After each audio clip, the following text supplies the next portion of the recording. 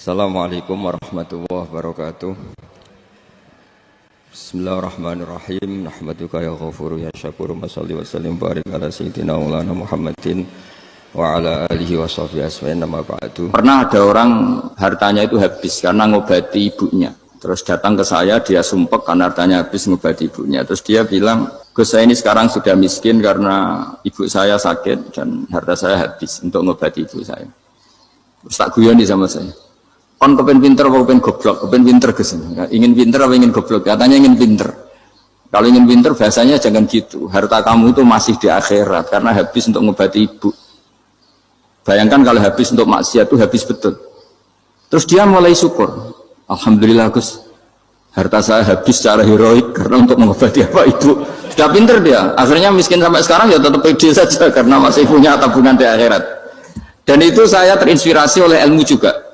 Jadi dulu Sayyidah Aisyah itu pernah nyimpan sepotong daging kambing, disimpan untuk dimakan beliau, karena beliau mau iftar ya, mau buka atau apa. Singkat cerita, karena bawaan keluarga Nabi itu sakhok, ada orang minta dikasihkan. Suatu saat akhirnya kan habis, terus Nabi tanya, yang daging tadi di mana? Habis. Terus Nabi cara menjelaskan itu indah sekali. Harta kamu itu baju yang kamu pakai nanti ya rusak, yang kamu makan nanti ya ke WC. Wa tasaddaqta fa abqaita. Memang di semua riwayat itu pakai dhamir mukhatab mudzakkar, meskipun asal usul riwayat itu untuk Sayyidah Aisyah karena untuk umum. Yang kamu sedekahkan tuh yang masih, kamu jangan bilang kamu sedekahkan tuh yang habis, yang kamu sedekahkan tuh yang masih. Misalnya saya punya uang 1 miliar misalnya, terus pernah tak sedekahkan ke fakir miskin atau ke kiai atau ke pondok 100 juta. Itu yang mesti masih, karena kadung di luar kekuasaan kita. Kadung lillahi ta'ala. Justru yang masih itu yang potensi nanti untuk hal-hal yang kurang positif. Semenjak itu orang sedekah itu begitu entengnya karena itu yang masih. Ya tapi tentu sarannya yang tepat ya. Saya sekarang sering kampanye sedekah tepat. Karena misalnya sering saya itu didatangi orang kaya. Sudah dapat gratisan gerutu itu geremeng. Nah ini kita sudah pakai buminya Allah itu gratis, pakai airnya ya gratis, pakai oksigen ya gratis, kok masih gerutu, itu sudah jadi hamba yang nggak bener itu. Dibayangkan kalau kita pakai oksigen bayar, pakai buminya bayar, pakai airnya bayar semua, kayaknya kita tidak mampu membayar, dan kita sama Allah hanya disuruh ikrar, disuruh sujud.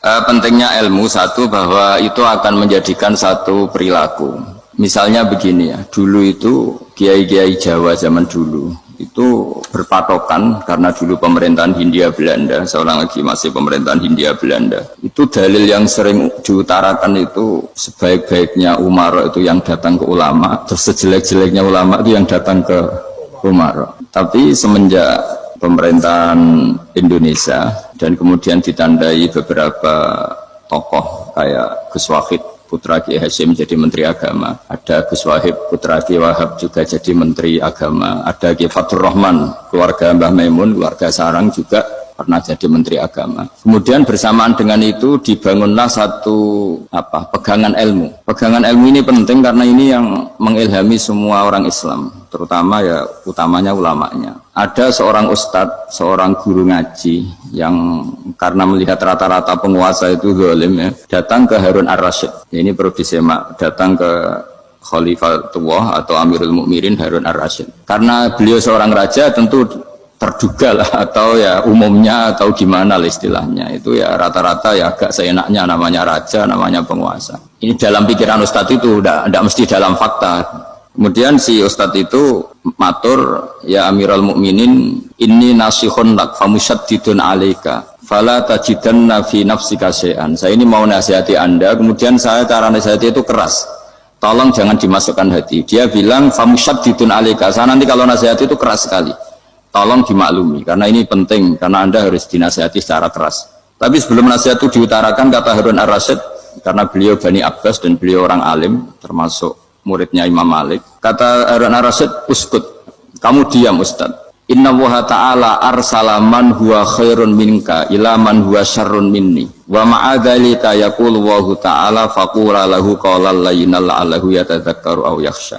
Jadi ini sekaligus etika dan norma ya bagi semua dai di Indonesia dan semua kita. Wahai Ustadz kamu diam. Allah Ta'ala itu ngutus orang yang lebih baik ketimbang kamu, yaitu Nabi Musa, ke orang yang lebih jelek ketimbang saya, yaitu ke Fir'aun. Itu saja harus pakai etika faqula lahu qawlan layyinan. Kamu harus ngomong yang halus. Jadi intinya ini Harun ar-Rasyid komplain. Kamu itu kalau jadi Ustadz ngaji kira-kira gitu. Jadi betapa baiknya orang dulu memahami Quran. Jadi Quran itu dibaca, kemudian kita mungkin baca terus jadi cerita. Mungkin ada yang baca jadi perilaku, ada yang baca kemudian itu mengilhami, membentuk. Nah kira-kira itulah yang membentuk kiai-kiai alim di NU, di beberapa pesantren maupun orang-orang alim di luar NU. Asal apa ya, ngajinya dan bacanya seperti kita, pasti seperti itu. Karena cara berpikir tadi sudah. Jadi akhirnya si Ustadz tadi keluar dan minta maaf, anta a'lamu minni. Ternyata engkau lebih alim ketimbang saya. Jadi kalimat famusyaddidun alika, saya akan keras cara memberi nasihat, itu yang diket, yang dipotong, yang dibatalkan atau yang diralat oleh Khalifatul Harun ar-Rasyid. Yaitu dikatakan inna wa ta'ala arsala man huwa khairun minka ila man huwa syarrun minni. Yaitu Allah mengutus orang yang lebih baik ketimbang kamu, yaitu Nabi Musa, ke orang yang lebih jelek ketimbang saya, yaitu Fir'aun. Itu pun harus faqula lahu qawlan layyinan. Cara berdakwah harus dengan kata-kata yang halus, yang lembut, yang indah. Dan dengan kata-kata itu diharapkan la'allahu yatadzakkaru aw yakhsha. Semoga yang didakwai menjadi ingat. Sehingga dengan kemampuan ilmiah seperti ini menjadi pegangan bersama bahwa kita sebagai dai atau sebagai tetangga atau sebagai sama-sama warga Indonesia, bawaan kita memang harus faqula lahu qawlan layyinan la'allahu yatadzakkaru aw yakhsha. Kemudian dalam disiplin ilmu yang lain, halus itu tidak kuat. Angin itu ya halus, tapi kalau di manage itu jadi kekuatan yang dahsyat. Begitu juga air dan sebagainya. Sehingga tidak perlu khawatir terus kalau dakwah halus itu tidak punya efek yang signifikan. Tidak juga. Allah Ta'ala itu pengelola angin. Angin itu kekuatannya dahsyat. Sehingga Nabi Sulaiman dikasih kekuatan angin dan bisa terbang kemana-mana. Kemudian sekarang jadi teknologi yang banyak memanfaatkan angin. Mulai rem, mulai apa saja. Sehingga dari cerita saya ini kemudian terus kiai-kiai itu membentuk dakwah termasuk di ekonomi dengan cara yang rileks. Nah cara rileks itu satu tentu dimulai dengan ilmu. Misalnya begini, saya beri contoh. Ketika ada orang melafadzkan kalimat la ilaha illallah, tiada Tuhan selain Allah. Kemudian kalimat ini mungkin kalau orang NU baca itu rutin ya, karena kiainya kelamaan ya yang ikut sambil tidur ya. Kalau tahlil itu disebut kiai tertentu itu mesti yang belakang wah suwi itu kalau kiai itu lama itu. Nah kiainya juga karena jadi lakon ya kan lebih semangat karena pegang mic. Biasanya gitu di NU itu kalau khotib mesti semangat karena pegang mic, yang dengerin mesti ngantuk karena monoton gitu. Karena yang mendengerin sudah tahu pasti nyuruh baik meninggalkan yang jelek, jadi ilmunya sudah disimpulkan dulu. Setiap yang tidur di masjid mesti tak tanya kenapa tidur, ilmunya tidak ada perkembangan, Gus, nyuruh yang baik meninggalkan yang jelek. Tapi kalau ilmunya agak ada perubahan kan dengar semua pasti nyuruh yang jelek meninggalkan yang baik, karena watak manusia itu agak-agak suka fitnah, itu suka geger. Tapi kalau monoton itu mesti enggak itu. Tapi yang menjadi pegangan kita, saya ulang lagi, itu ilmu dulu. Saya ulang lagi itu ilmu dulu. Saya berkali-kali menyontohkan, kalau ada orang kafir, orang yang tidak bersyahadat 70 tahun, kemudian dia bersyahadat sekali saja di akhir hayatnya. Itu kata Allah, qulil ladzina kafaru iyyantahu yughfar lahum ma qad salaf. Katakan ke mereka yang kafir, jika dia mau bersyahadat, itu masa lalunya diampuni semua. Sehingga kedahsyatan kalimat ini luar biasa. Orang yang kafir 70 tahun saja, barokahnya la ilaha illallah ini, dosanya bisa diampuni semua. Nah kemudian karena ilmu ini tidak begitu populer atau kurang dipopulerkan, atau kita sendiri kurang menghayati, sehingga la ilaha illallah itu lebih dianalisis cara lafadz ini, pelafatannya ada sanadnya enggak ya gitu. Terus cara melafatkan bareng-bareng seperti itu ada tumpengan ini bid'ah enggak ya. Jadi pertanyaannya sudah tidak tentang keramatnya atau sakralnya atau fadilahnya la ilaha illallah, tapi sudah macam-macam wiridan cara seperti ini, ada hadisnya enggak, legal enggak, terus ada sanadnya enggak. Jadi saya mohon semohon-mohonnya untuk teman-teman yang di Al-Iman itu harus ngaji ya. Ngaji itu nanti kamu tahu cara mandang sebuah ibadah atau perilaku atau apa sajalah tahu. Karena al-ilmu yurisul ahwal, ilmu itu bisa mengilhami cara pandang. Dulu yaitu saya ulang lagi, ketika zaman Hindia Belanda, karena pemerintahnya Hindia Belanda itu ulama-ulama keras sekali, sejelek-jeleknya ulama itu yang datang ke Umaro. Tapi setelah era Mbah Hashim, era sampai Mbah Maimun, itu mereka peduli sama Umaro, sama semuanya sama-sama warga Indonesia yang ingin melihat Indonesia yang lebih baik. Sehingga banyak, ya kakak saya sendiri pernah wakil bupati, terus putra Mbah Maimun wakil gubernur, ini teman saya Kiai Hafid ya bupati. Semenjak itu terus, dan itu nggak lepas dari cara pandang. Ya, itu cara pandang diantaranya adalah cerita tentang Nabi Musa yang Allah tetap peduli sama Fir'aun, sehingga tetap didakwai Nabi siapa? Musa. Dan posisi Musa datang bukan memanggil. Ya, cuma sampai sekarang tuh belum pernah ke kantor bupatinya Pak Hafid, karena kadang-kadang orang terus curiga mengajukan proposal, jadi agak repot. Ketemu bupati itu sialnya kiai kan mesti pikirannya orang bupati ini nyangoni, kiai ini disangoni itu. Itu terus kayak kita fakir miskin itu. Jadi makanya saya itu belum pernah datang. Tapi alhamdulillah karena beliau berambisi menjadi wa khairul umara mayatuna babal ulama. Jadi datang tapi sangat ambisius ingin mengalahkan ulama, karena dia kalau datang statusnya lebih tinggi. Ya tidak apa-apa, ini tawaduk tapi niatnya agak begitu tawaduk. Jadi saya sering ke Jakarta, tapi ya tadi jarang ya. Biasanya ngajarkan waktu hanya pas saja, tidak kurang tidak lebih. Biasanya ngajar di pondoknya Pak Kures itu di Baitul Quran ya. Hanya ngajar santri-santri itu. Nah, jadi pemahaman Quran dulu itu kata Imam Ghazali itu membaca Quran itu membaca, bukan bercerita. Kalau kamu membaca seperti ini, kunta qori'an, kamu pembaca. Pembaca itu yang mengambil pelajaran. Tapi kalau kamu hanya cerita, itu namanya kunta hakian. Sebenarnya Anda tidak membaca Quran, tukang cerita. Misalnya tadi, cerita Nabi Musa datang ke Fir'aun. Itu kalau kamu hanya cerita, wah dulu itu ada orang namanya Fir'aun, didakwai Nabi yang namanya Musa. Ya ini namanya tukang cerita. Kalau kamu pembaca tidak gitu. Betapa baiknya Allah, orang sengawur Fir'aun saja inginnya Allah masih ingin diselamatkan dengan mengutus Nabi Musa kekasihnya. Itu namanya kunta qori'an, kamu pembaca betul, bukan kunta hakian, kamu tukang cerita. Begitu juga seterusnya tentang Quran, ayat-ayat seterusnya. Sehingga yang diharapkan dari pembacaan Quran itu memang kita sebagai ahli baca, ahli mu'tabir ya, ahli yang ngambil pelajaran, bukan tukang apa? Cerita. Sehingga dulu ketika Sayyidina Umar radhiyallahu anhu ketika membuka Baitul Maqdis atau Baitul Muqaddas dan diajak syukuran, pesta-pesta makan itu. Beliau nggak mau. Ketika ditanya kenapa engkau nggak mau? Alasannya itu langsung beliau baca Quran. Jadi saya punya sekian contoh. Saya ulang lagi, saya punya sekian contoh. Orang-orang dulu dengan Quran itu menyatu, bukan sekedar dihafal tapi menyatu. Sehingga bawaannya itu sudah Qurani, sudah Qurani. Saya beri contoh pertama Rasulullah SAW, nanti Umar kedua. Rasulullah itu pernah nggak makan sampai 3 hari.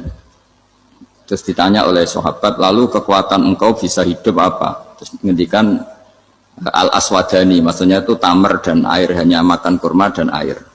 Tapi beliau tidak ketemu roti atau nggak ketemu nasi lah kalau orang Indonesia. Ketika hari ketiga dikasih makan oleh sahabat, dipotongkan kambing, kemudian baru makan 3 lukmah, kira-kira ya 3 asupan nasi, berhenti. Padahal sahabat yang lapar sama dengan Rasulullah itu membayangkan Nabi itu sampai kenyang, sampai apa. Tapi ketika ditanya, seperti ini pun nanti ada hisabnya. Walatus alunna yauma idzin anin naim. Jadi acara makan-makan gini itu nanti ada hisabnya. Nabi nangis. Akhirnya sahabat nggak jadi nerusin makan.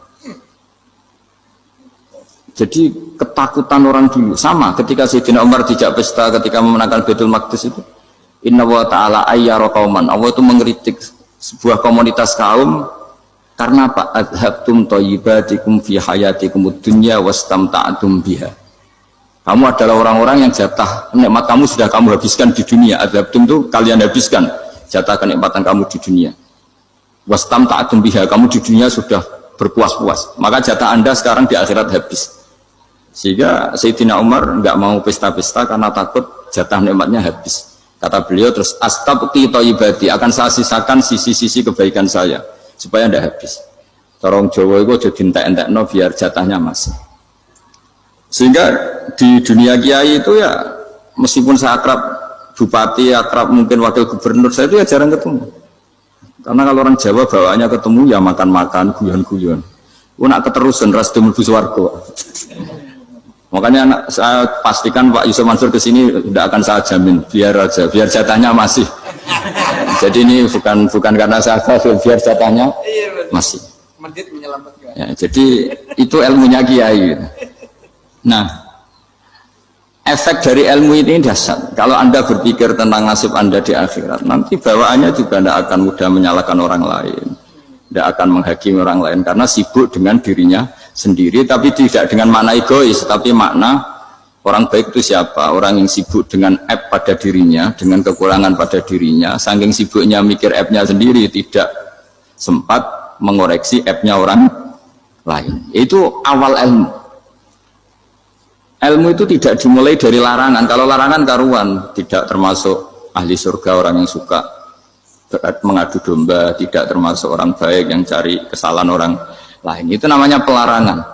Tapi ilmu itu di atas nahi, di atas pelarangan itu. Kamu punya kesadaran bahwa kamu itu yang penting selamat dulu, jangan memikirkan orang lain. Dengan makna bukan egois, tapi dengan makna supaya tidak menyalahkan apa? Orang lain. Nah, saya termasuk ya boleh dikatakan kiai lah, yang paling fanatik bahwa semuanya itu harus dimulai dari ilmu. Ya saya ulang lagi, dimulai dari ilmu.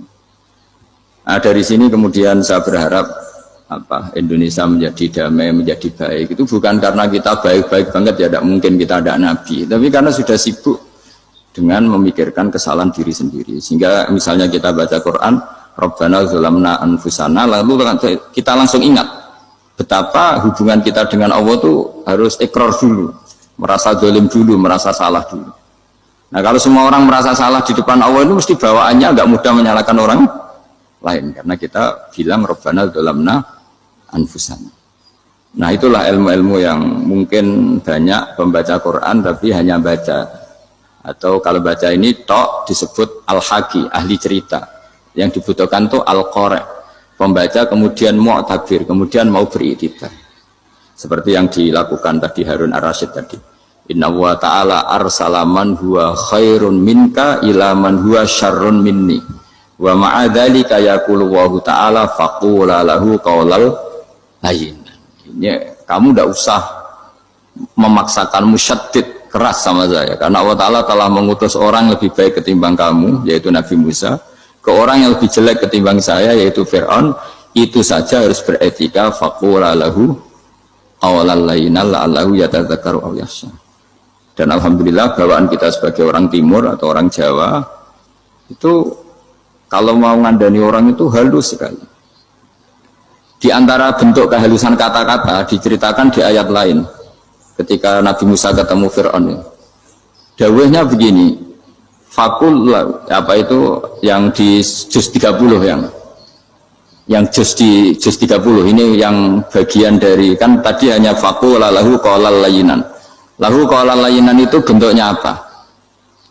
Ya, bentuknya apa? Itu Nabi Musa disuruh ngendikan sama Fir'aun. Apakah kamu mau saya nasihati? Fakul halaka ila antazakka. Halaka itu pilihan, hal itu istifham, laka itu otoritatif. Jadi betapa santonya kalimat itu. Fakul halaka ila antazakka. Jadi kalau dimaknani model Pak Hafid, model saya ngaji di sarang itu, halaka onoto iku kedue sira, berhak bagi kamu, berhak bagi Anda. Apakah Anda berhak loh mendapat nasihat supaya Anda jadi orang yang lebih baik? Halaka ila antazakka. Jadi tidak kalimat perintah, tapi kalimat pilihan. Apa engkau mau saya beri nasihat? Wahdiyaka ila rabbika fatakhsha. Dan saya beritahu kamu tentang Tuhan dan kemudian kamu menjadi orang yang baik, fatakhsha, orang yang punya khasyah, punya. Jadi kayak apa kalimatnya itu? Napa jenengan kerso? Itu kalau orang Jogja, orang-orang daerah-daerah yang berada nyugui tamu itu kan ayo makan-makan, itu kan kayak tamunya itu kelaparan. Masa Pak Yusuf Mansur kelaparan? Tidak mungkin kan. Masa Ustaz terkenal kelaparan kan tidak mungkin itu. Monggo napa jenengan ngersakno. Karena bisa saja tamunya itu tidak kerso, mungkin karena darah tinggi, mungkin karena takut dianggap fakir miskin, macam-macam kan orang enggak. Itu kalimatnya itu halaka ila anta zakka. Kayak apa indahnya dakwah. Halaka ila anta zakka. Itu ada kata laka itu ya terserah jenengan mau enggak. Wa ahdiyaka ila rabbika fatakhsha. Nah, itu yang disebut membaca. Kunta qori'an la hakian. Anda benar-benar membaca Quran, bukan sekadar penceri. Nah, kemudian ini yang terakhir saya juga baru sebenarnya saya itu nggak pernah bilang sanggup itu, tapi Pak Ustadz Zakaria itu GR terus sampai tadi pagi itu saya belum tahu kalau ada acara ini.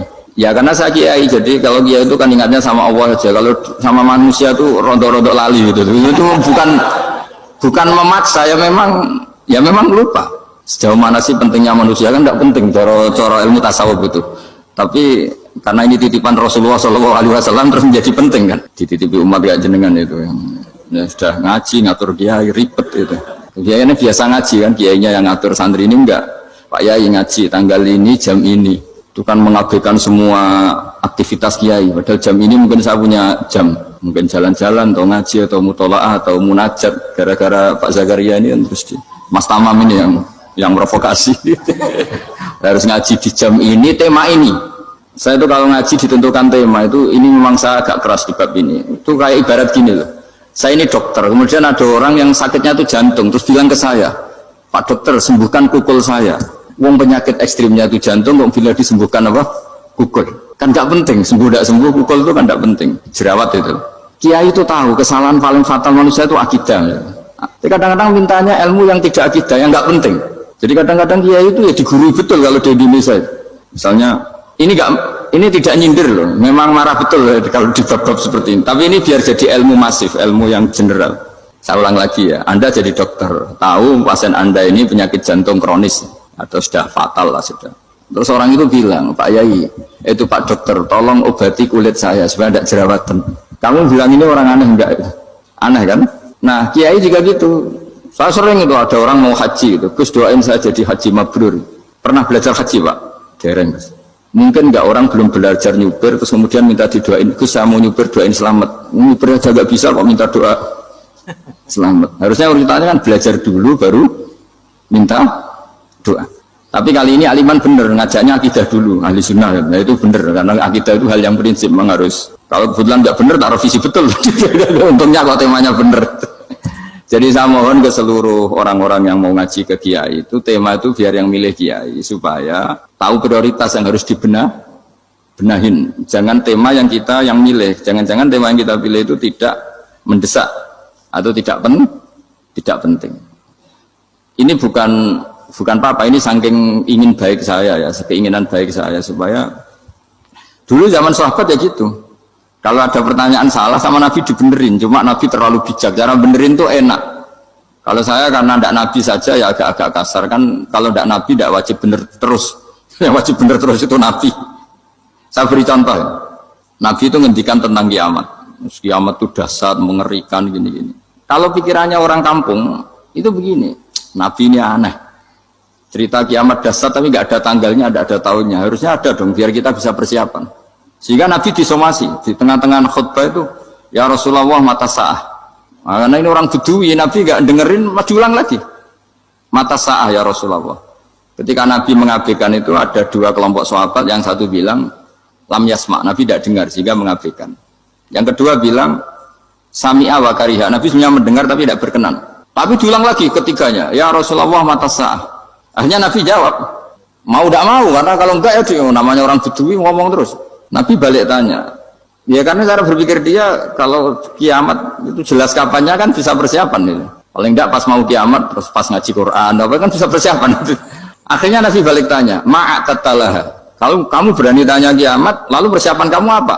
Ya, terus orang itu bilang masyhur tuh, ma'adatullah kabira sholatin wala siyamin wala kadza wa kadza walakinni uhibbuka. Saya sebenarnya tidak punya persiapan ya Rasulullah, cuma persiapan banyak puasa ya enggak, banyak sholat enggak, tapi saya mencintai engkau. Masyhur itu jadi hadis paling legenda, almar'u ma'aman ahabba, sebagian disebut anta ma'aman ahbabta. Ini kata semua sahabat yang di masjid. Si Bedui ini orang paling dibenci sahabat karena mengganggu Nabi saat khutbah, tapi akhirnya ini menjadi orang paling dicintai sahabat karena barokahnya itu hadis itu keluar secara terbuka, almar'u ma'aman ahabba. Sebagian riwayat yuhsyarul mar'u ma'aman ahabba, nanti orang akan sowan sama Allah bersama orang yang mereka cintai. Nah, itu sahabat-sahabat fama farihu ba'dal Islam farahahum biadal hadis. Mereka tidak pernah senang setelah masuk Islam sesenang hadis ini. Karena kita tidak perlu soleh-soleh banget, cukup nyintai orang apa? Soleh gitu. Makanya saya sekali bilang itu ya, kadang-kadang saya jadi orang alim itu ya rugi. Ruginya tadi. Misalnya untuk menjadi orang alim kan harus hafal Quran, ngaji Bukhari, Muslim, Ikhya. Ternyata pengumuman kedua orang nggak bisa apa-apa. Gelombang kedua para pecinta, waduh, itu kan repot ya. Jadi kita yang jadi orang alim susahnya bukan main, ternyata disaingi pengumuman kedua dan para pecintanya. Wah itu kan akhirnya ketemu orang-orang nggak jelas tadi. Nah itu ya termasuk farah dalam Islam, farhatul aibin. Jadi senang itu di Islam itu ibadah. Ya qul bi fadlillah wa bi rahmati fa bidzalika falyafrahu. Senang itu diperintahkan Allah. Saya tuh sering di kamar, kadang itu nyun sewu kayak gatelan itu, apa itu. Ya agak kukur-kukur terus merengut saja malu. Malu saya itu dilihat Allah kok kayak agak ridho itu malu. Ya kayak tadi lah, kamu dikasih rumah gratis, kemudian pas yang ngasih datang kamu kelihatan cemberut, itu yang ngasih kan mangkel. Jadi dikasih gratis masih cemberut. Sama hubungan kita dengan Allah itu semuanya dikasih gratis.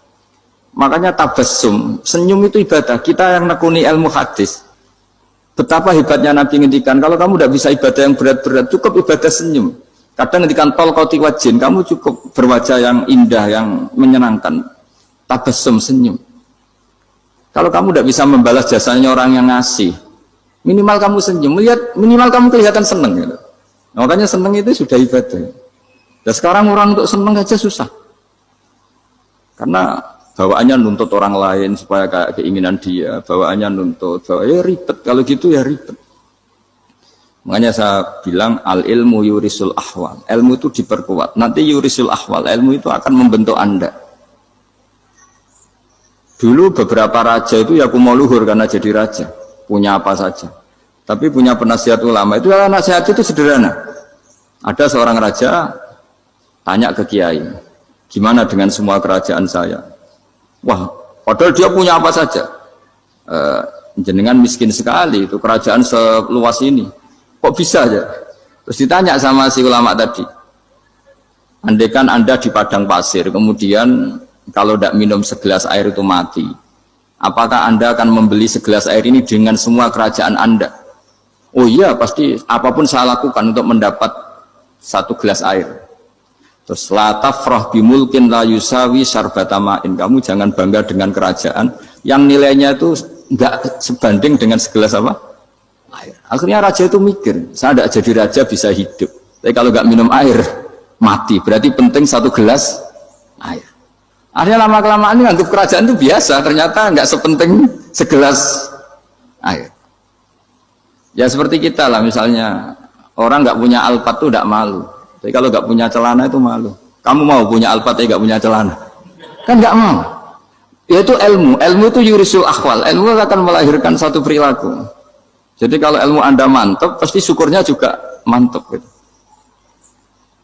Ya makanya saya termasuk kiai yang selalu mendorong pentingnya ilmu. Bahkan kata Sufyan As-Tsauri ngendikan saking pentingnya ilmu ada kata fa'lam annahu la ilaha illallah. Dimulai kata fa'lam. Dan saking pentingnya ilmu itu setiap nabi itu status permanennya itu hanya satu, mengajar. Rabbana wab'ats fihim rasulam minhum yatlu 'alaihim ayatik, membacakan ayat-ayat Allah sampai wa yu'allimuhumul kitab, mengajarkan kitab wal hikmah. Bahkan Allah sendiri wasofa dzatahul 'aliyah bi annahu al-muallim. Yaitu Allah ngendikan Ar-Rahmanu 'allamal Qur'an. Jadi betapa hebatnya pengajar. Allah sendiri mensifati dirinya itu Ar-Rahmanu 'allamal Qur'an. Allah itu Maha Rahman yang mengajarkan Quran. Di surat Iqra juga disebutkan Iqra wa rabbukal akram alladzi 'allama bil qalam. Jadi Allah mensifati dirinya sebagai pengajar. Kayak apa pentingnya mengajar? Karena al-ilmu yurisul ahwal. Ilmu ini melahirkan satu sikap.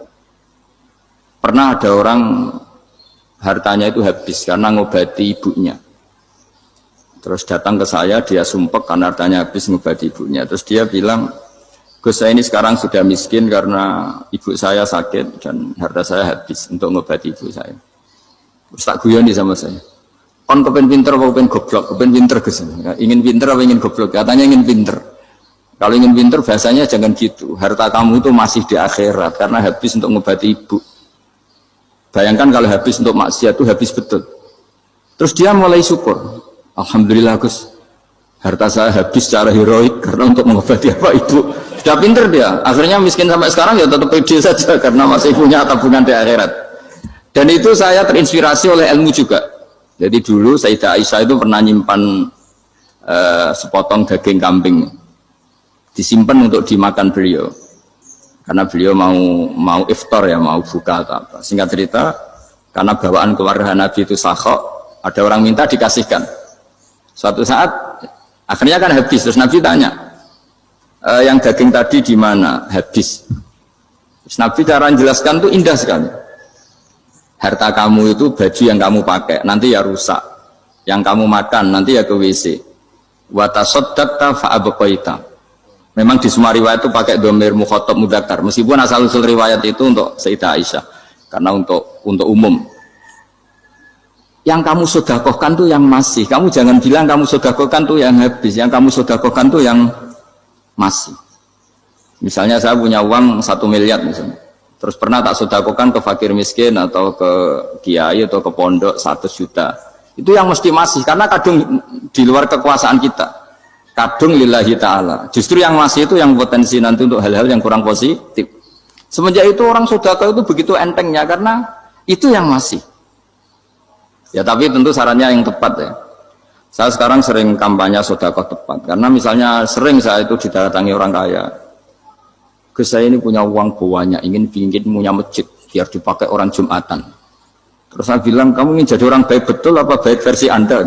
Baik betul Gus. Tak ajarin mau, gak tersinggung. Mau Gus. Kalau Anda bikin masjid di kampung Anda, masjid terbaik di dunia sekalipun, yang bingung saya ahli fikih. Kok bisa? Kan terjadi 2 Jumatan, nanti sahnya yang mana? Kamu enak aja bikin masjid kan? Kamu bikin masalah baru bagi kiai fikih di daerah kamu. Belum nanti orang terus migrasi ke masjid Anda karena lebih baik, koriknya lebih baik. Kamu membunuh masjid yang lebih tua, itu nggak sopan sekali, masjid itu sudah lebih tua kamu. Akhirnya mikir, nggak usah Gus kalau gitu, sudah apa saja, yang penting perintah jenengan gimana. Ya sih. Jadi sedekah itu juga harus dibina supaya kalau orang kan bisa saja kan uang 100 juta itu untuk fakir miskin manfaat, ternyata untuk masjid yang sifatnya aksesoris, untuk lampu yang kristal yang mahal-mahal bukan yang pokok. Itu pentingnya ngaji ya. Jadi lagi-lagi al-ilmu yurisul ahwal. Ilmu itu melahirkan satu sikap. Jadi ketika ada masjid baru, kalau orang nggak bisa ngaji fikih, wow ada masjid baru, masjid banyak.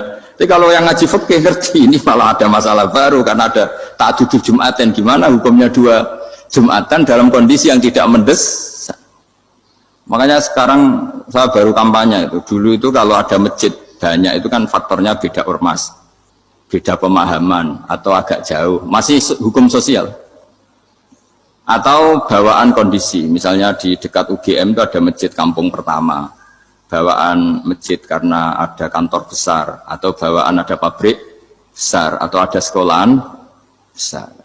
Tapi sekarang itu ada pertanyaan baru, ada masjid baru karena ada orang kaya ingin bikin masjid, itu gimana itu hukum? Nah, tapi kalau orang tidak nekuni fikih itu ya langsung wah bagus untuk bangun masjid. Bagus dia gini sing kangelan memfikihkan tadi.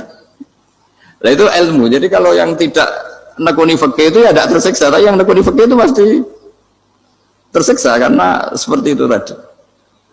Ya jadi saya mohon di antara cara kita dakwah secara damai itu dimulai dari Robbana Zolamna Anfusana, itu dipakai Nabi, di redaksinya digenti Diganti dengan makna supaya kita per individu matur Allah, apa ini zulam tu nafsi zulman kabiron katsiran. Nah, bawaannya orang mengaku zalim, mengaku salah itu kan sudah tidak sempat mikir salahnya orang apa lain. Dan dari sini kemudian dia jadi orang yang tawadhu, yang ubudiyah, yang macam-macam.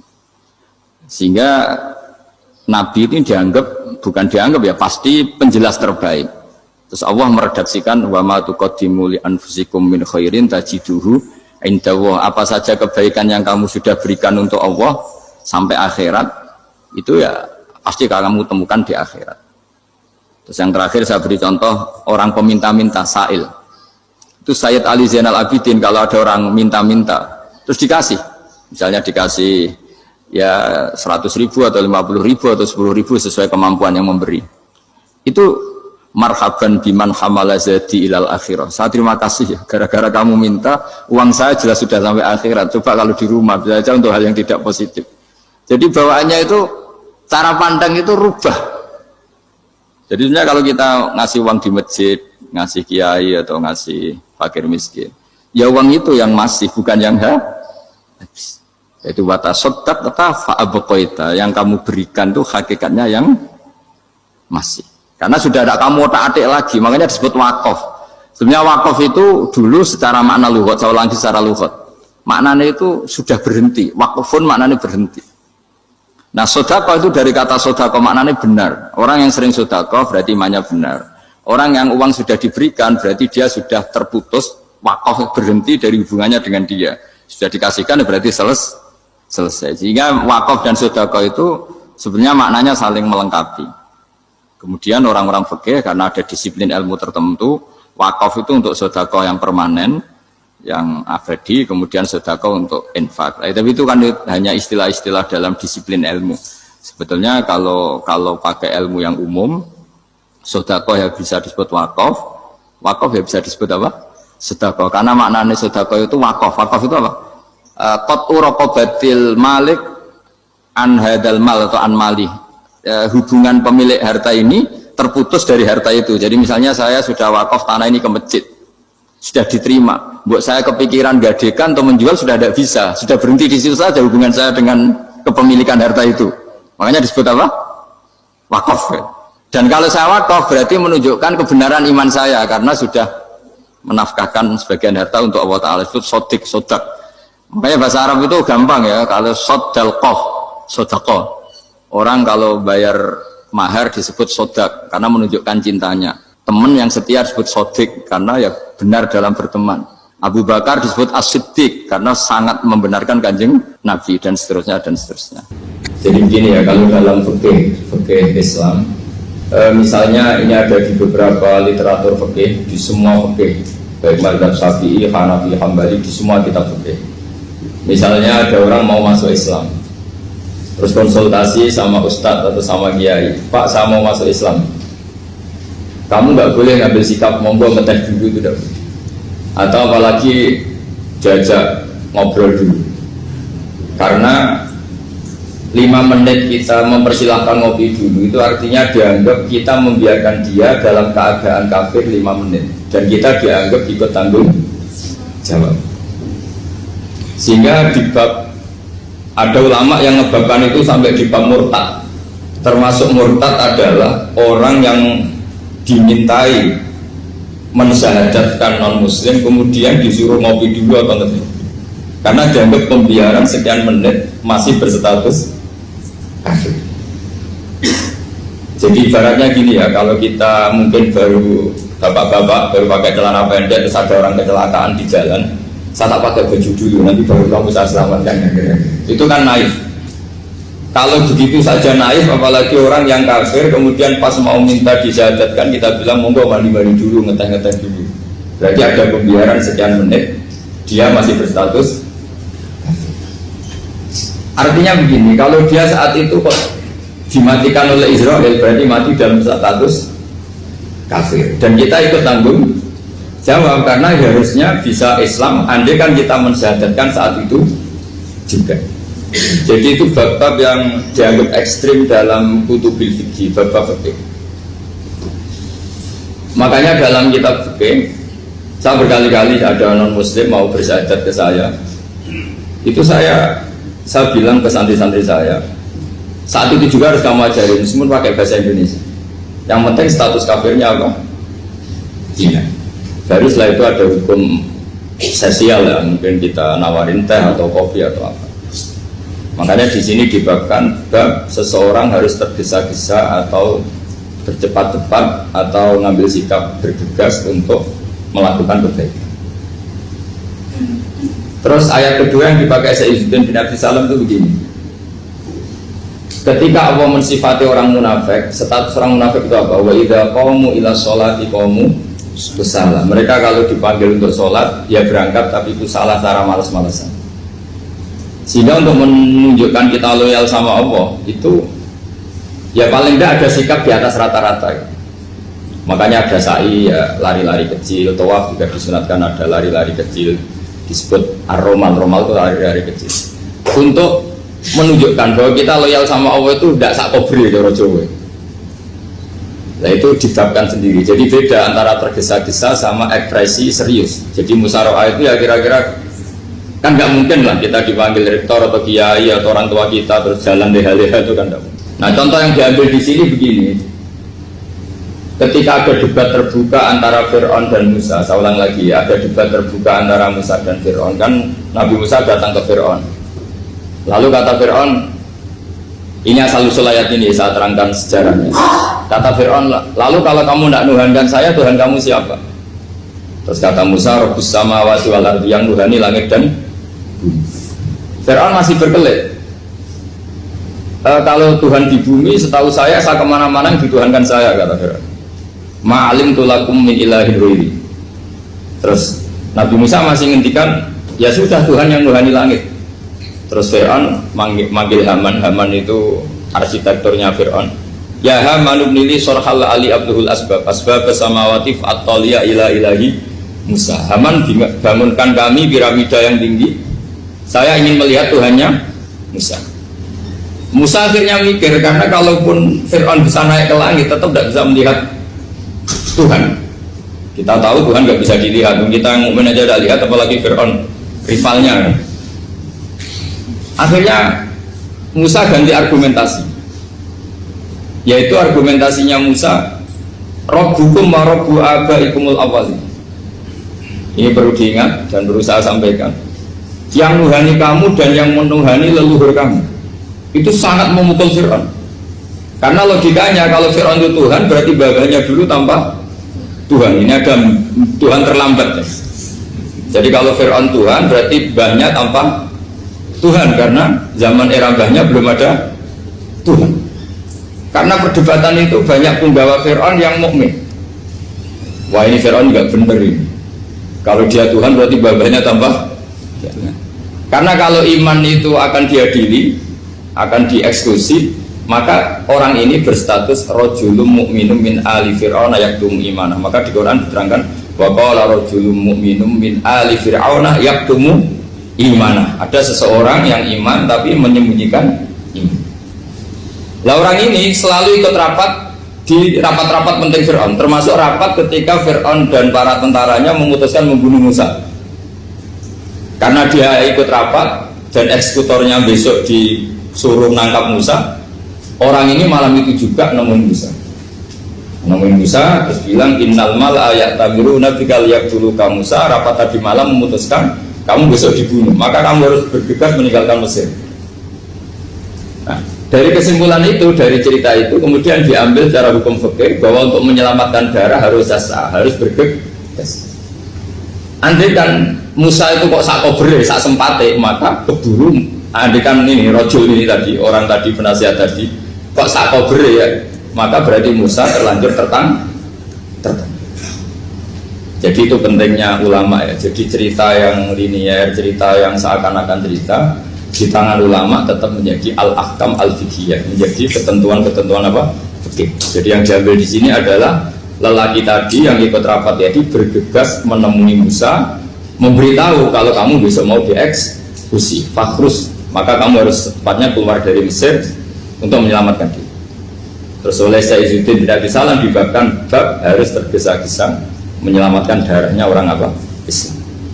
Jadi ini penting saya sampaikan. Jadi al-qasas, ya, semua cerita di Quran itu tidak sebagai cerita, karena Quran tidak ingin melahirkan pendongeng, tapi harus menjadi ibrah, menjadi teladan. Jadi makanya terus di kitab-kitab ulumul Quran diterangkan al-qasas, ya, beberapa cerita di Quran adalah semuanya menjadi ketentuan fikih. Saya ulang lagi ya, semua cerita yang ada di Quran itu menjadi ketentuan fikih, meskipun alurnya apa? Cerita. Kayak tadi kan alurnya cerita bahwa lelaki ini bergegas nemui Musa supaya Musa cepat keluar dari Mesir. Terus dibabkan babul musaroah ilan musifid. Saya teruskan. Wa kama laro'ai nama yaktulu musliman lau tabtu'u alaihi lakota lagu fal musaroah ila takrisihi min wajibatun idlaisal unatu mahmudatan fi kulli syai'in falaha mawatin tuhmatu fiha wa mawatin tutammu fiha wa kadzalika al musaroah wal lain wal dhulta wa ghairuhuma. Terus cara berpikir ulama, saya pernah baca dalam satu sejarah ulama besar namanya Sufyan Ats-Tsauri. Sufyan Ats-Tsauri itu menjadi wali itu gara-gara kalau sholat di masjid itu beliau datang sebelum azan. Saya ulang lagi, beliau datang sebelum azan. Ditanya, kenapa kalau kamu datang sebelum azan? Saya ini gak ingin jadi hamba yang buruk. Hamba yang buruk atau pembantu yang buruk adalah setempe nunggu dipanggil. Misalnya kita tahu majikan kita pasti manggil jam 7. Kemudian jam 7 itu Anda masih ngopi, masih tata-tata, itu kan tidak menghormati majikan. Harusnya kamu setempe di jam yang saat itu pasti majikan Anda memanggil. Kata beliau, saya tidak ingin seperti pembantu yang buruk, datang nunggu apa? Dipanggil. Jadi itu ada beberapa spirit ya, atau inspirasi dari aturan-aturan mahabbah. Sebab itu ketika Allah kritik orang munafik, wa idza qamu ila sholati qamu kusala, ketika dipanggil sholat mereka datang bermalas-malasan. Karena tidak ada cintanya sama Allah, maka datang berlambat-lambat. Nah, berarti kalau ekspresi cinta mengharuskan kita datang bercepat. Makanya dalam istilah lain di Quran ini termasuk balaghatul Quran. Di juz 25 itu istilah menuju Allah itu fafirru ilallah. Kita tahu firar itu maknanya lari apa jalan biasa? Lari. Jadi untuk mengekspresikan mahabbah kita, kangen kita pada Allah, cara bahasa Arab, isak kita, berontok kita sama Allah, tidak diistilahkan jalan tapi fafirru ilallah, harus bergegas berjalan. Begitu seterusnya. Maka kalau ada orang Islam, terus ini konsekuensi hukum. Ada non muslim minta, Pak, saya tolong ajarkan syahadat. Nggak boleh saya bilang gini, monggo ke dalam dulu.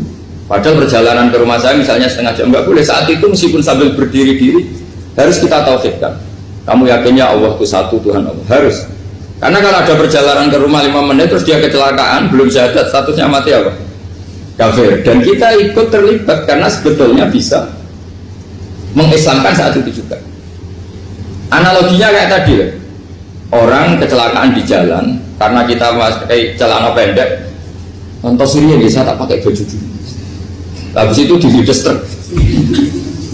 Itu kan kita ikut salah karena kita yang punya kesempatan. Tentu yang disalahkan yang punya kesempatan. Karena merubah status dari potensi kelides truk menjadi sama sekali gak potensi kelides truk dengan kita inggirkan, meskipun kita dalam keadaan tidak ideal.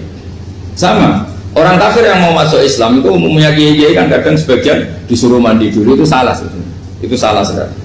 Sangat salah, apalagi nunggu seremonial di masjid, nunggal tokoh-tokoh itu bujutnya salah. Itu gak cuma salah, bujutnya salah. Jadi salah yang akut, itu salah besar ya.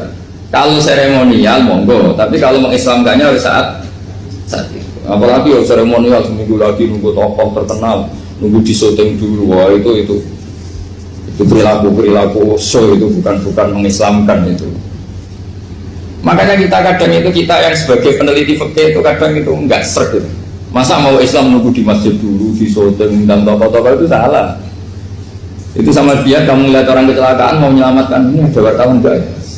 Minta di syuting dulu setengah mati ini. Jadi kita normal saja dalam Islam, sesuatu yang mendesak, yang emergensi ya perlakuannya harus cepat. Sehingga dibabkan faslun fil musaroah ila musifid fitina. Jadi ada beberapa contoh di Quran memang aturannya seperti itu. Makanya semua redaksi Quran tentang menuju Allah diredakseno fafirru ilah. Makanya di tawaf ada ekspresi romal, jalan agak cepat. Di sa'i juga ada momen-momen kita harus romal, berjalan cepat. Di beberapa aturan juga seperti itu. Ya saya ulang lagi, di beberapa aturan Islam juga seperti itu. Nah sekarang efek di hukum haji. Saya banyak baca literatur haji. Haji dalam aturan Islam itu wujuban tarofian, wajib yang tidak langsung mendesak. Kemudian semenjak ada fakta kita harus nunggu, daftar tunggu, itu kita sebagai ahli fikih itu gamang. Misalnya gini, saya umur 20 punya uang, sekarang berapa daftar? 25 juta ya. Saya umur 20 punya uang 25 juta. Saya jomblo misalnya, ya butuh nikah, ya butuh macam-macam. Itu wajib daftar haji apa enggak? Karena kalaupun daftar nunggu 20 tahun. Nah sekarang kalau ada orang umur 50 tahun punya uang 25 juta, menurut Anda wajib daftar saat itu apa enggak? Wong daftar saja bisa game gitu. Jadi kalau misalnya umur 50 ditambah 25 kan 75. Itu kalau orang sumpah sudah tetap mati itu. Maka itu menjadi pertanyaan, apakah fikih ini kita rubah? Karena dulu kan orang itu longgar semua. Karena haji zaman Nabi pun tidak langsung dilakukan saat pertama diwajibkannya haji. Jadi Nabi punya sisi unik. Pertama ada tahun diwajibkannya haji, Nabi tidak langsung haji. Sebab itu ulama berkesimpulan kalau wajibnya haji tidak langsung. Maka fikih itu memang unik. Sholat juga gitu. Ada istilah begini dalam sholat. Watajibu sholat ala kulli muslimin wujuban muwassa'an. Di semua kitab fikih takbirnya seperti itu redaksinya. Wajib sholat dilakukan orang Islam wujuban muwassa'an, wajib yang ada longgarnya. Sehingga ketika zuhur jam 12 WIB kita dengar azan, boleh sholat setengah 1, jam 1, setengah 2, jam 2. Karena memang wujuban muwassa'an, memang ada batas akhir waktu misalnya sampai setengah 3. Nah problemnya begini, misalnya setengah 1 Anda pasti dipanggil majikan kamu yang diharuskan melakukan satu aktivitas, misalnya Anda pilot, yang nggak mungkin sholat lagi di kokpit. Apakah status wujuban muwassa'an, wajib yang longgar menjadi hilang karena setelah itu tidak ada kesempatan lagi sholat? Apa tetap kita sebagai ahli Islam yang agak balelo tapi alim, misalnya ya sudah tetap jadi pilot, nanti kan ada aturannya sendiri, ada rukhsahnya sendiri, ada kemurahan sendiri, kita sudah jadi pilot. Misalnya sholat tanpa harus menghadap kiblat, sholat yang tetap di perjalanan. Kira-kira Anda kalau jadi ahli fikih milih mana? Milih harus sholat di depan, apa tetap memberi kelonggaran? Gak apa-apa sholat sambil apa? Nyuper ya, sambil pilotin apa pesawat. Anda milih mana? Karena kalau konstitusi ilmu itu memang harus ada, dengan tanda kutip ya, memang harus ada nakalnya. Kalau nggak nakal malah gak sah. Memang unik ilmu itu. Karena ilmu itu kalau dipaksakan lurus terus, itu nanti malah bengkok karena menghilangkan rukhsahnya Allah, kemurahan Allah. Tapi kalau dipaksakan rukhsah terus, murah terus, nanti dianggap menyepelekan hukumnya Allah. Maka kita yang ahli fikih itu pusing. Misalnya saya sering ditanya, Gus saya ini supir bis, kan musafir terus, berarti saya boleh nggak puasa terus pada Ramadan? Coba kalau ada jadi ahli fikih mesti bingung. Mau boleh, ya boleh terus supaya orang nggak peduli sama Ramadan. Mau mengatakan wajib puasa, kayak nggak peduli dengan kemurahan Allah yang membolehkan musafir tidak puasa. Coba loh, Anda jangan jadi ekstremis yang misalnya bantah kok protes toh, ini kan. Jadi memang mengkaji ilmu itu. Ya makanya dengan tanda kutip itu harus ada nakal. Tapi nakal yang baik, bukan nakal. Nakal itu kalau bahasa Jawa itu kan tidak harus dosa. Seperti anak kecil, menek-menek itu, tuh bocah kok nakal. Padahal anak kecil menek itu haram dah.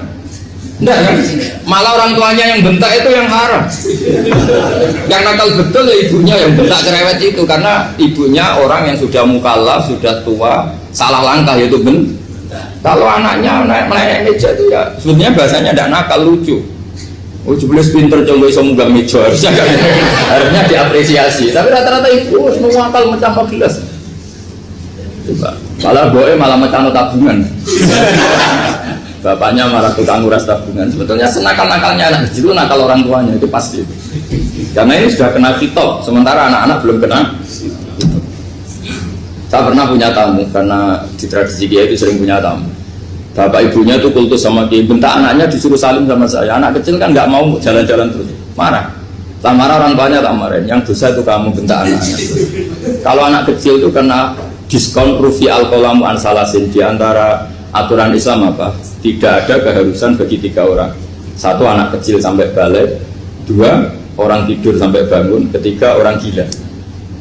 Artinya anak kamu itu tidak kena kitab untuk sopan sama kamu. Kamu yang kena kitab baru sopan sama anak-anak. Nah ini ada Jawa itu kadang keliru. Jadi orang tua itu marah-marah memaksakan anaknya sopan. Padahal Allah memberi diskon anak kecil itu belum wajib sopan. Gak apa-apa ada tamu naik-naik kecil. Asal masih anak kecil. Makanya Rasulullah ketika beliau sholat sujud itu Hasan Husain itu naik. Cara Jawa Nabi itu 3 tumpahan. Semua riwayat mengatakan Nabi itu diam saja, gak berani ngangkat. Sampai sahabat itu ada yang ngomong, ini Nabi sujud lama sekali ada apa? Jadi kita punya riwayat itu ya baru kayak sahabat yang agak nakal. Semuanya itu sujud, tapi bareng di atas rata-rata ada sahabat yang belakang ngomong, siapa tuh ini sujudnya kok lama? Barokahnya itu ditemukan riwayat, oh ono putune. Karena Hasan itu naik di atas punggungnya apa? Nabi itu kan tidak ada yang ngomong, riwayat ini tidak ditemukan. Barokahnya ada yang mongok itu mungkin kalau sekarang mungkin semua masjid mongok karena orang sekarang jarang yang khusyuk. Kalau dulu hanya 1 yang di belakang. Setelah itu Nabi memberi penjelasan, saya tadi sebetulnya harus mengakhiri sujud saya sesuai aturan umum, tapi ada cucu saya tak biarkan sampai dia puas naik punggung saya sehingga dia turun baru saya naik. Filosofinya apa? Begini, anak kecil 1 tidak kena kitab, 2 jangan sampai sholat itu jadi problem. Kalau Nabi nyentak Hasan membentak, putu lono bae sholat kok diganggu, maka sholat menjadi trauma. Gara-gara sholat bahasa bentak saya. Lama-lama anak ini trauma dengan sholat karena dianggap problem. Makanya saya termasuk kiai nggak berpendapat anak kecil nggak boleh di masjid. Sering kan anak kecil di masjid wajah khutbah rame. Saya termasuk setuju tetap boleh. Kalau dibentak di masjid maka dia trauma dengan masjid. Bangsa ke masjid dibentak. Lagi pula kadang-kadang orang tuh gaya-gayaan dok. Wah rame orang khutbah rame nih. Padahal kalau nggak diramein anak-anak malah dia tidur. Kita kan tidak bisa menjamin kalau perilaku kita lebih baik gitu. Mendingan kan anak-anak main di masjid dibanding di karaoke kan. Jadi kan, ya ini maksudnya saya, ini fikih ya. Fikih itu wilayahnya, makanya jadi ahli fikih itu susah-susah gampang. Jangan hanya berpikir protes dengan ketentuan fikih, mengkaji yang sebanyak-banyaknya. Itu tadi, misalnya Anda seorang supir permanen, supir bis terutama. Kalau truk kan bisa leha-leha, kalau bis kan apa ada deadline-nya ya waktu. Seperti bis jurusan Surabaya Semarang, saya kan sering naik bis jurusan Surabaya Semarang. Kadang-kadang supirnya melihat saya tanya, Gus saya ini supir, saya ini Ramadan itu gimana ya? Ya saya sudah ngerti setengah nakal, dan senengnya dijawab rasa poso ya saya tahu. Tapi masalahnya secara fikih kalau kamu mengatakan kamu harus puasa terus, kamu melanggar konstitusi ilmu. Memang musafir punya diskon, boleh tidak puasa. Pertanyaannya bayarnya kapan? Mau Syawal ya nyupir lagi, Zulhijjah ya nyupir lagi, nanti sampai Ramadan ya. Nah terus ya pas kamu cuti, biasanya cutinya pas sakit, boleh diskon lagi karena sakit. Coba. Nah, andai kan ada jadi ahli fikih milik zaman. Lu kalau orangnya soleh terus kayak ustadz-ustadz di sini kayak dosen UI kan, masa dosen UI Universitas Islam nggak Islami kan nggak mungkin. Mungkin memilih poso kan. Masalahnya ini kan hukum untuk orang kebanyakan, nggak boleh hukum musuh gak kuat. Sahur jam 3:30 ngombe vitamin pokoknya harus kuat. Itu tidak hukum, itu saran. Hukum itu beda dengan saran. Hukum itu hanya berbicara musafir itu boleh store. Kalau saran memang boleh, ya usahakan kamu makan 3:30 pas fit nyupir. Terus kalau nyupir selesai jam 10 nanti istirahat. Memangnya majikan bisa ngatur jamnya? Itu fikih. Maka menjadi perdebatan yang namanya pergi itu apa? Menurut Imam Syafi'i pergi itu ya dari rumahnya ke tempat yang asing yang tidak wilayahnya namanya pergi. Menurut Imam Ahmad bin Hanbal enggak. Pergi itu tidak kerja. Jadi orang yang supir yang seperti itu namanya tidak pergi tapi kerja. Tanyakan ke publik, misalnya jenengan ke UI, istri kamu atau suami kamu ditanya, istri kamu kemana? Kira-kira jawabnya bilang pergi jalan-jalan apa bilang kerja? Kerja. Makanya kata Imam Ahmad bin Hanbal, mudi musafar atau orang yang berprofesi, yang profesinya memang harus pergi kayak traveling atau supir, maka itu namanya tidak pergi, namanya itu kerja. Karena apa? Sekali distatuskan pergi, maka ikut status yang dikatakan Allah dan Rasul, dapat diskon, boleh tidak puasa. Maka terus kita debat tentang definisi. Nah, definisi ini penting karena yang menjadikan hukum rubah itu definisi. Misalnya gini, mbak ini ngaji saya, statusnya kalau pakai status saya ajnabi, orang lain bapak ajnabiyah, maka hukumnya saya melihat bapak ini haram karena statusnya ajnabi melihat ajnabiyah yang tidak mahram. Tapi kalau di fikih itu ada statusnya. Cara lelaki boleh muwajahah sama perempuan adalah satu untuk belajar, dua untuk muamalah, tiga untuk kesaksian, empat untuk pengobatan. Itu kan ada pengecualian. Sehingga statusnya sekarang Mbak itu belajar, apa ini melihat Gus Bah atau Gus Bah itu mengajar atau gimana, itu statusnya bisa rubah. Makanya kalau sebetulnya kalau kita marung di warung misalnya Padang, kita nggak pilah-pilah, kebetulan pelayannya perempuan itu masih bisa ditilah secara fikih. Saya muamalah marung, cuma kebetulan penjaganya. Tapi masalahnya papa ini punya daftar penjaga yang cantik, masalah. Maka pertanyaannya itu marung ke situ demi marung, apa demi melihat? Tidak jawab saja. Demi marung apa demi melihat? Kalau demi marung sepakatnya penjaga yang sangar-sangar juga banyak. Ayahnya kalau demi makan, penjaga yang cowok kan banyak. Kalau demi melihat, berarti yang dihitung kan niatnya. Berarti karena muamalah apa karena melihat? Melihat. Itu status. Jadi makanya kalau mudi musafar itu namanya orang pergi atau orang kerja? Orang kerja. Maka menurut pikirannya Imam Ahmad bin Hanbal seperti itu harus puasa karena dia adalah pekerja, bukan musafir. Lalu dalam masalah jumlah 3 hari misalnya, kalau dalam fikih kita, nggak saya kenapa ngomong fikih terus ya, karena banyak yang melupakan fikih. Jenengan pergi haji, zaman Nabi haji itu jamak dan qashar terus. Padahal hajinya Nabi itu, haji itu minimal kan berapa hari minimal itu? 9, 10, 11, 12. Sebenarnya haji itu minimal hanya 4 hari. Karena 13 Dzulhijjah bisa nafar apa? Awal. Kalau nafar awal berarti nggak ada kewajiban nafar sani. Berarti yang wajib betul kan 9, tanggal 9 wukuf di Arafah, terus 10 biasanya ifadah sama balang jumroh apa?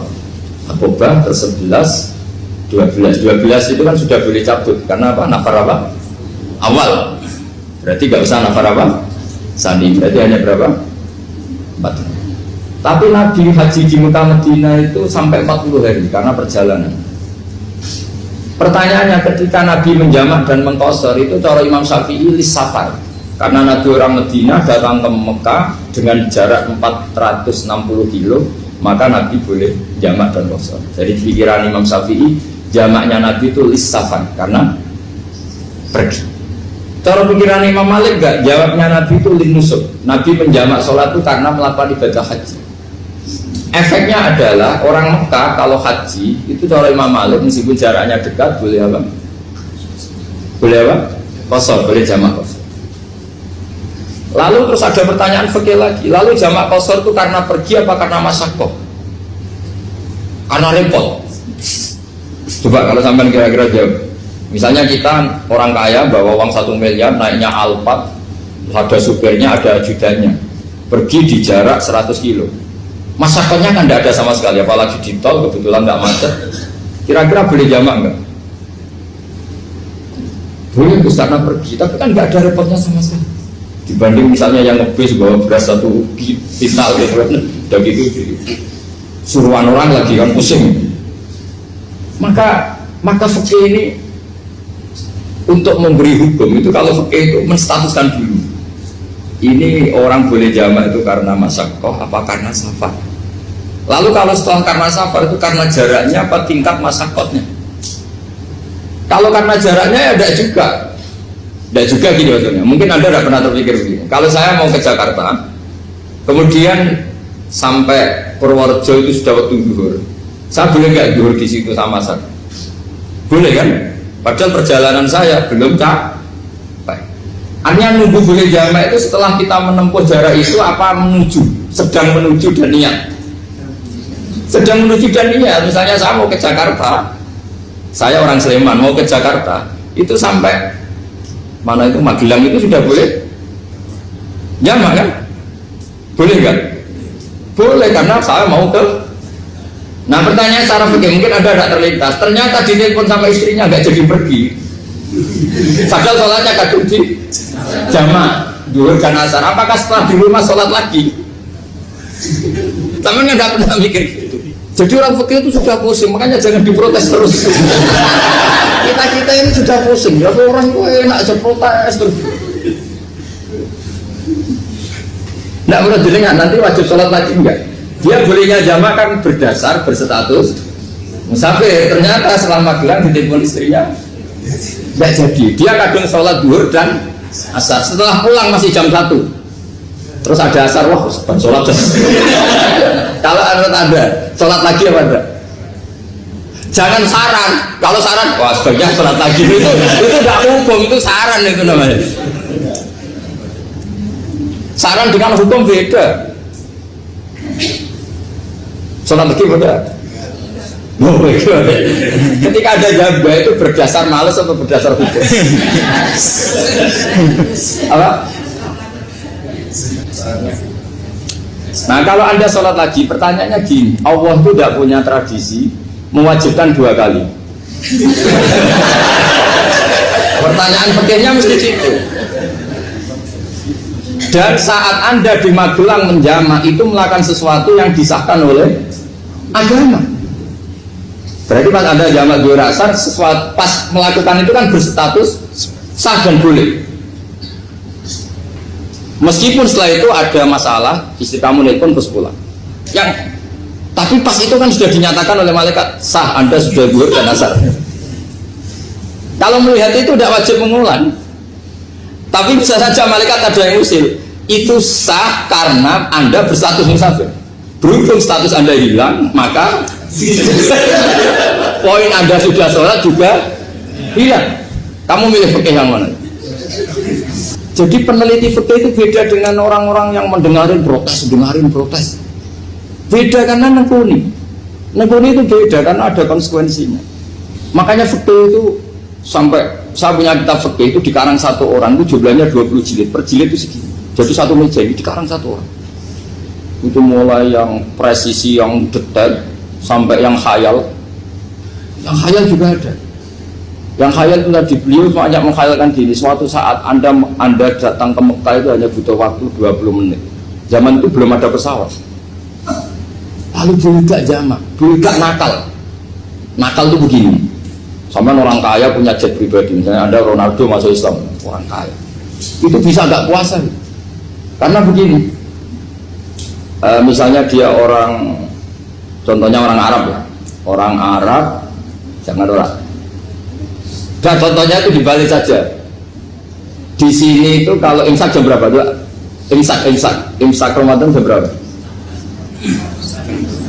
3:30 aja biar aman ya. Kalau 3:30 kan masih imsak. Dia terbang ke Mekah. Jadi orang sini puasa jam 5 kan mulai puasa, dia terbang ke Mekah kan masih malam. Makan terus dia. Mekah mau ada matahari terbang lagi ke barat. Karena dia menghindari berstatus puasa. Atau sebaliknya, dia orang Mekah jam 12 puasa, 12 siang puasa. Dia wah kalau 6 jam lagi buka bisa barat saya. Terbang ke Indonesia. Ke Indonesia terbang baru 1 jam, di sini sudah buka. Itu khayal. Jadi ini ada khayalnya. Itu lama dulu sebelum ada pesawat sedang mengkhayal gitu. Bolehkah orang yang di Masyrik ke Maghrib demi itu? Kalau Anda jadi Raja Salman jam 1 kok sudah nggak kuat apa? Puasa, itu diberi saran terbang ke Indonesia. Itu kalau pakai jet kan nggak sampai 9 jam, 1 jam ke Jakarta. Sudah ada wow akbar. Bukan. Boleh nggak? Mau kamu nggak bilang, oh nggak boleh. Wong di Jakarta sudah bisa sih. Masa sudah matahari terbenam orangnya nggak boleh? Bukan. Lah ya. Apa? Kalau resikonya gini, sampean mungkin nggak mikir, resikonya gini, kalau dia berstatus musafir, bolehnya buka karena musafir, pertanyaannya dia wajib bayar. Kan musafir bolehnya kodok nanti harus bayar, tapi kalau dia buka normal kan bayar, beda, efek pakainya beda. Sampean jangan protes, Gus Baik gimana mau ngaji mana tidak sedang. Ini kan ngajinya para dosen, para pegawai, jadi harusnya itu jadi mufti, ngaji untuk jadi mufti, bukan ngaji untuk mendengarkan. Jadi makanya saya mohon jangan sering protes sama ulama, ulama itu sudah pusing. Karena efek-efek hukum itu tidak gampang. Kayak tadi misalnya, kalau dia boleh buka atas nama musafir, resikonya wajib bayar. Masalahnya Raja Salman ini mau enggak? Dia inginnya. Maka pertanyaannya itu kitab yang milik saya tadi, yang 20 jilid tadi. Ulama itu mulai dulu sudah membayangkan bagaimana kalau suatu saat ada satu kendaraan. Kenapa ulama bisa membayangkan itu? Karena ada buruk. Meskipun mereka nggak numpak buruk, hanya Rasulullah, tapi kan bisa membayangkan ada toyul waktu. Waktu itu bisa dilipat. Karena ulama dulu ahli astronomi, jadi bumi itu bulatnya gini, muternya gini. Berarti suatu saat ada satu ilmu di mana orang ambil satu posisi terus melewati toyul waktu, ngalami lintasan waktu. Mulai dulu itu sudah dibicarakan. Pertanyaannya lalu status orang ini kayak apa? Misalnya tadi orang Mekah ingin cepat buka terbang ke Indonesia. Orang Indonesia menghindari imsak, misalnya 3:30, dia belum sahur. Wah, kalau saya di Indonesia ini sifatnya sahur. Wah, saya tak terbang ke Mekah. Enak kan terbang di Mekah ternyata masih jam 8. Wah, bisa makan sepuasnya jam 8 malam, artinya jam 20. Kan enak ya. Bar wareg balik ke Indonesia terus jam 1 siang. Jam 1 siang kalau ini cepat buka terbang ke timur. Langsung buka. Berarti dia kira-kira puasa aja 3 jam. Tapi terus ya mungkin kalau sampean tahu kok sudah repot-repot ngono tinggal dulu buat sinetron kok buka dewi. Itu tidak hukum, saran itu namanya apa? Kalau hukum tetap tadi yang dikatakan puasa adalah imsak, mulai jam imsak sampai hurubus. Lalu pertanyaannya lagi, hurubus samsi sampai imsak itu konversi jam apa nyata-nyata hurubus samsi? Kalau yang diliwati khatul istiwa itu nyata, fi'lan, kalau dalam bahasa Arab fi'lan awaqiyah. Tapi kalau Anda orang kutub, saya sering kirim-kiriman surat sama mufti-mufti yang ada di Timur Tengah, di Eropa, konsultasi maksudnya. Orang kutub itu kan tidak ada matahari, tidak ada apa-apa. Jika kalau Anda baca kitab di kutub, mesti Gus Baik ada pembohong. Misalnya orang kutub ngaji saya, kamu harus subuh sebelum matahari terbit. Sekali matahari terbit, waktunya hilang. Duhur setelah matahari agak ke barat. Asar kalau matahari terbenam, hilang waktunya. Terus mereka mesti bilang, mataharinya di mana? Maka pertanyaannya, boleh gak mengkonversi waktu untuk orang kutub? Jadi misalnya pola umum subuh jam 4:30, berarti antara subuh dan qadha itu 1,5 jam. Subuh sama duhur polanya berapa berarti? Kalau 4:30 sampai jam 12 itu 6 sama 7,5. Berarti ya kira-kira habis subuh nunggu 7,5 jam baru duhur, nunggu 3 jam baru asar, nunggu 3 jam baru maghrib. Berarti waktu puasa kira-kira antara jam 4 sampai jam 6. Berarti berapa jam itu? 12 sama 2 14 jam. Oke, berarti orang kutub harus puasa 14 jam. Tidak bergantung waktu mata. Tapi ada lagi pertanyaan lucunya gini, lalu 14 jam itu dimulai dari mana? Apa asal 14 jam? Apa harus ada konsensus setarnya? Masih ada PR lagi. Menurut kamu gimana? Ada konsensus setarnya dimulai jam 4 dini hari. Apa asal jumlahnya? Imsak 14 jam. Mungkin lagi kan? Itu di Denmark itu ada satu musim di mana siang terus sampai sekian bulan. Siang terus sampai orang sana itu capek. Kenapa ada siang terus? Logikanya kan tadi bumi itu bulat-bulat. Saya juga belajar falak, belajar astronomi. Kalau tepaan kamu di sisi yang barat agak utara atau agak selatan, matahari ini mentrong terus. Sehingga bumi mulak malik ya kamu kesentron terus, karena kita ini kan tepaan di katulis istiwa, di khotul istiwa. Sebenarnya katulis istiwa itu bahasa Arab dari kata khotul istiwa. Khotun itu garis, istiwa itu tengah. Islam itu oleh Allah memang dipilih di tempat paling top, yaitu Mekah. Mekah, Ka'bah itu surratul ardi. Jadi sebelum ditemukan ilmu astronomi itu Nabi sudah menghentikan Al-Ka'bah surratul ardi. Ka'bah itu pusarnya bumi.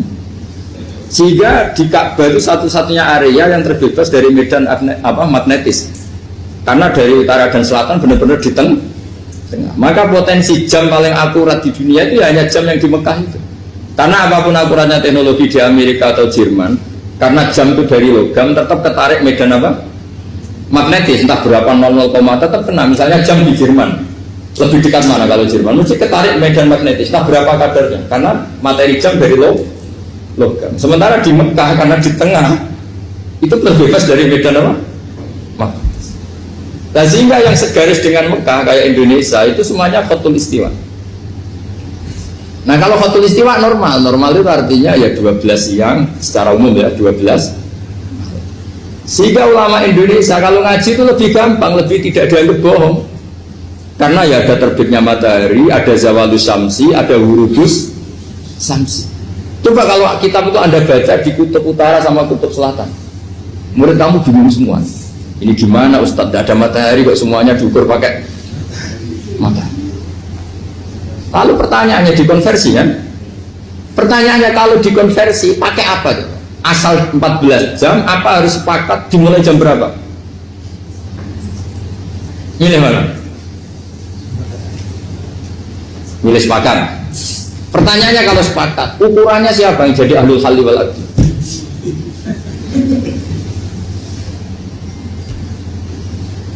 Jadi orang fikih itu sudah bingung, makanya saya mohon jangan sering diprotes. Saya pernah ketemu ulama, saya kan sering ikut komunitas di New York, itu andaikan tidur, itu pas persis Ka'bah. Jadi buminya itu kalau tidur pas persis Ka'bah. Lalu pertanyaannya, ada kiblat tidak di sana? Ya bumi kan gini ya, kalau dalam bahasa falak itu ada rubuk namanya. Rubuk itu bumi yang sewaktu itu hanya yang seperempat. Ya bumi yang sewaktu itu hanya seperempat. Jadi kita sekarang siang, berarti yang baru siang hanya seperempat bumi. Nanti yang malam ya hanya seperempat bumi. Ya, misalnya sekarang kita di sini siang, di Arab Saudi kan belum, ini masih 5:30. Ini sekarang di Arab Saudi baru setengah. Nah itu ada daerah di mana dengan Ka'bah itu pas atas sama bawah. Harusnya kan bebas arah. Apa? Bebas arah. Lalu orang sana sholatnya itu menghadap kemana? Pernah ulama New York itu minta fatwa ke Rabitatul Alam al-Islami. Lalu kita harus menghadap kemana? Makanya dalam dunia anekdot ulama itu ada anekdot Abu Nawas itu orang yang nggak pernah kalah debat. Dia itu terkenal nggak pernah kalah debat. Tapi dia ada ilmuwan. Dia punya tetangga ilmuwan, punya pengaruh besar. Semua orang ngaji ke ilmuwan itu. Mantelnya bukan main, karena dia ahli falak, ahli astronomi. Mau nandingi dia tidak bisa, gak nandingi itu reputasinya jatuh. Orang itu berteori kalau bumi itu bulat-bulat. Kalau kamu jalan ke sini, maka akan ke titik yang suatu saat si profesor ini kemalingan, terus minta tolong Abu Nawas rumah saya kemalingan. Terus lari kemana malingnya? Ke timur. Setelah ke timur, larinya ke timur. Abu Nawas lari ke barat. Lari ke barat. Terus ditanya, sudah tak bilangin, malingnya lari ke timur kok kamu lari ke barat. Nanti ketemu di titik yang sama. Sementara itu profesornya mantel. Oh kamu nyindir. Artinya Abu Nawas gak terima. Teori anda itu gak bisa. Secara keilmuan benar, tapi secara faktual gak boleh. Berarti kalau ada orang ngejar istrinya lari ke timur, dia harus tetap ke barat. Nanti ketemu di titik yang sama. Jadi malingnya tuh lari ke timur, Abu Nawas ngejar ke barat. Ketika ditanya profesornya, sudah bilangin malingnya tuh lari ke timur, kenapa ada ke barat? Kata anda nanti ketemu di titik yang sama karena bumi bulat juga. Nah pertanyaannya gini, lalu kalau yang segaris itu ada arah enggak? Kayak New York tadi. Menurut kamu tetap berkiblat apa enggak usah? Loh kalau yang rubuk jelas.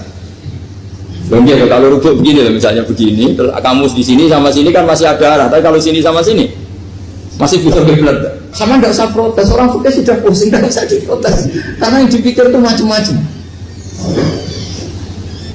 Nah ya makanya ini mengkaji ya, saya mohon ya kayak tadi ini mengkaji, saya mohon saya cukupkan sekian. Sementing apa ya, kita ada respeknya lah sama ulama. Jadi ulama itu susah, mikirnya susah, harus tanggung jawab di depan Allah, di dunia diprotes terus.